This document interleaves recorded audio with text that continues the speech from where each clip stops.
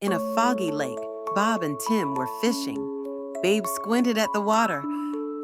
"Tim, did you see that?" he asked, pointing at a ripple. Tim shrugged. "Probably just a big fish." Suddenly, a massive creature emerged, its long neck towering over them. "It's the legendary Loch Ness monster," Bob gasped. The creature opened its mouth, and instead of a roar, it sneezed, spraying water everywhere. "Bless you," Tim chuckled, handing it a tissue. The monster nodded, then disappeared back into the depths. "Well, that's a first," Bob laughed. "Next time, bring allergy meds.